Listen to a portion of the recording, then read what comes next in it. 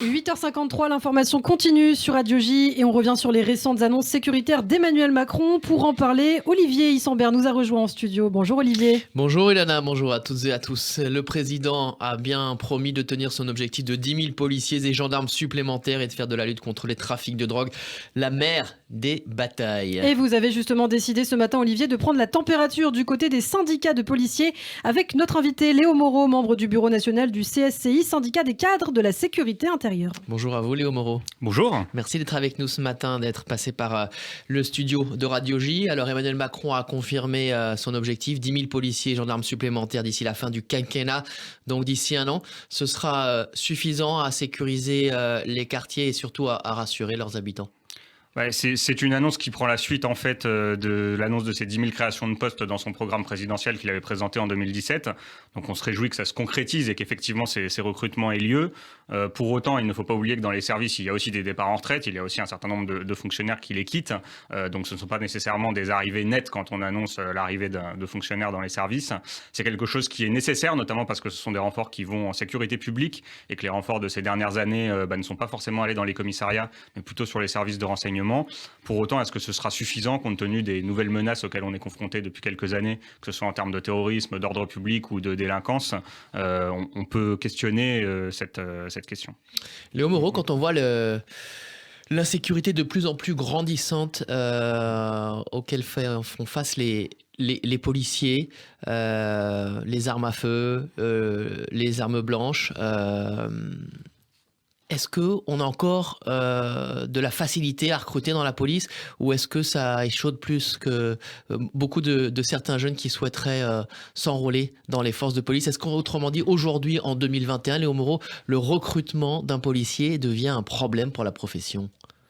Ouais, il y a encore, il faut le dire quand même, beaucoup de jeunes qui passent les concours chaque année en ayant cette volonté de, comme on dit, c'est ce qui est écrit sur les voitures du NYPD, mais c'est protéger et servir. Et c'est vrai que ça anime beaucoup de nos jeunes collègues. Pour autant, il ne faut pas se leurrer, bien sûr, ce contexte, cette agressivité, cette prise à partie, les débats médiatiques permanents qu'il y a autour de la police, ça influe. Et le fait qu'on ait énormément de postes ouverts au concours ces dernières années fait qu'il y a peut-être aussi parfois une sélectivité un petit peu moindre des recrutements, du fait que certains candidats qui auraient pu penser à rejoindre la police doutent à cause de ce contexte et à cause des risques que le métier emporte. Oui, c'est une réalité. Et alors cette fameuse création d'écoles de guerre, c'est un bon point pour la profession? C'était une attente. Le président de la République a expliqué que ce serait sur le modèle de l'école de guerre. Ça devrait s'appeler Académie de police. On attend d'en savoir plus, en fait, parce que le sujet de la formation, il est évidemment déterminant, notamment de la formation continue, de la formation des cadres. Pour autant, à cette heure, à part le fait que cette école serait située dans l'agglomération de Montpellier pour des formations de 3 à 6 mois, on ne sait pas exactement de quelle manière ça s'articulerait avec ce qui existe aujourd'hui, que ce soit en termes de formation des gardiens de la paix ou des officiers et commissaires à l'École nationale supérieure de police. Donc on attend que cette annonce puisse être précisée. Pour nous, ce serait notamment l'occasion de regrouper la formation des cadres sur un même site pour qu'ils se connaissent mieux et puissent mieux travailler ensemble tout au long de leur carrière. Léo Moreau, le président de la République, a aussi abordé les opérations coup de poing lors de son déplacement à Montpellier. Ça veut dire que concrètement, la police, les forces de sécurité ferment un point de deal, autrement dit de trafic de drogue. Mais racontez-nous l'histoire quand même. On sait très bien, on ferme un point de deal et derrière, il y en a 2 autres qui s'ouvrent. Alors est-ce que c'est pas une course à 2 vitesses, c'est plus un effet d'annonce qu'autre chose?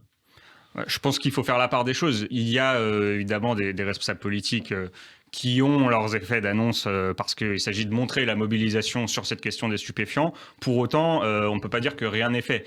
C'est une mobilisation au long cours, en fait, parce qu'on se rend bien compte que lutter contre les trafics, aller au-delà de l'interpellation des guetteurs et des vendeurs sur un point de deal, c'est un travail de police judiciaire, c'est un travail pour démanteler les réseaux, et on progresse petit à petit dans un certain nombre de territoires à travers la mise en place de l'office anti-stupéfiants et de cellules de renseignement localement.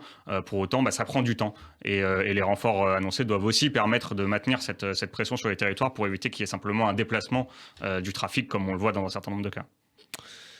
Léo Moreau, le plus dur actuellement pour la police qui vous crée le plus de problèmes, ce qui est le plus au cœur des problèmes pour les habitants des quartiers, c'est vraiment le trafic de drogue en tout premier lieu? C'est un noyau autour duquel gravite effectivement une grande part de la délinquance et de la criminalité dans ces quartiers-là. Ça alimente l'économie souterraine, ça gangrène évidemment un certain nombre de cités dans lesquelles on intervient. Pour autant, il faut aussi se garder de penser que tout était relatif au trafic de drogue. On est face à un grand nombre de problématiques, que ce soit de radicalisation, d'ordre public. Donc on doit faire face sur tous les fronts en même temps et c'est aussi le défi de la police aujourd'hui. Léo Moreau, je vous remercie infiniment d'être passé par notre studio en direct sur Radio J. Je rappelle que vous êtes membre du bureau national du SCSI, mais Ilana le dit mieux que moi, le syndicat des cadres de la sécurité intérieure. Et à très bientôt. Absolument, merci.